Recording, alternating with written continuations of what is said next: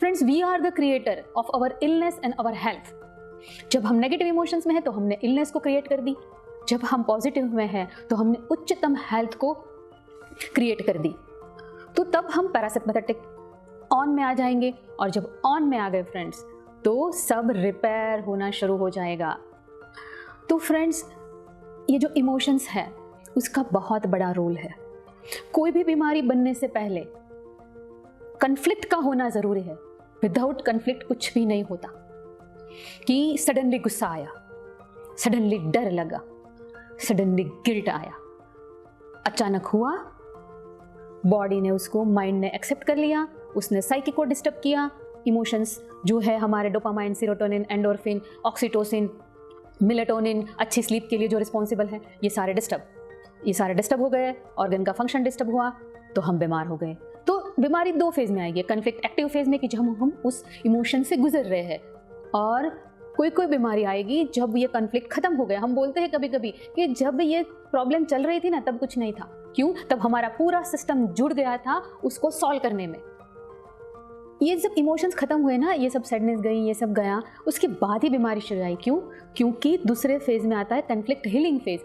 जब किसी को एक्टिव फेज में बीमारी आएगी, किसी को हीलिंग फेज में बीमारी आएगी। तो फ्रेंड्स, पर सबसे महत्वपूर्ण ये है कि कन्फ्लिक्ट आए और हम अवेयर हो जाए। इमोशन डिस्टर्ब हो गए, हमारे अंदर एक थॉट की स्पीड होती है फ्रेंड्स 40 मिलियन पर सेकंड की।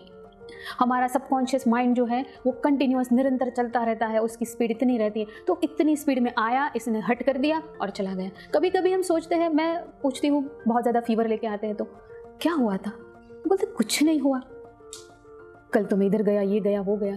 क्यों नहीं रिकॉग्नाइज कर पाते हम? क्योंकि वो कन्फ्लिक्ट की स्पीड ही इतनी रहती है, क्योंकि हम कंटिन्यूअस एक विवरिंग माइंड में चलते रहते हैं। दिन भर 80,000 थॉट्स आते हैं जाते हैं, क्योंकि हमें वही, मैंने बोला ना, हम वही इमोशंस में रहने की आदत पड़ गई, तो वही रिपीटेशन की आदत पड़ गई फ्रेंड्स। तो वो सेल जो है, हमारा जो कोश है, उसके अंदर एक न्यूक्लियस रहता है और बाहर सेल मेम्ब्रेन रहता है। और सेल मेम्ब्रेन के ऊपर बहुत सारे रिसेप्टर रहते हैं, ताले रहते हैं, उसकी चाबियां अलग अलग रहती है। तो हर बार अगर हम एक ही इमोशन से गुजरेंगे तो वो एक ही ताला खुलेगा, एक ही बार बार इमोशंस को फील करते करते वो सेल जो है वो बिगड़ जाएगा, फिर बीमारी आ जाएगी। तो फ्रेंड्स, अगर हमें अच्छा हेल्थ चाहिए, परफेक्ट हेल्थ चाहिए फ्रेंड्स, तो हमें इस इमोशंस को देखना शुरू करना पड़ेगा कि मैं कौन से इमोशन से बार बार गुजर रही हूँ। मुझे बार बार कहाँ डर लग रहा है, कहाँ गुस्सा आ रहा है, कहाँ मैं चोटल हो रहा हूँ। तो फ्रेंड्स, जैसे हम अवेयर हो जाएंगे, जैसे हमारी वापसी हमारी कॉन्शियसनेस पे आना शुरू हो जाएंगी, वैसे ही हमारी हेल्थ भी रिवर्स होना शुरू हो जाती है। भले ही वो कैसी भी है, कौन से भी स्टेज पे है, हम उसको रिवर्स कर सकते हैं फ्रेंड्स। बदले जीवन।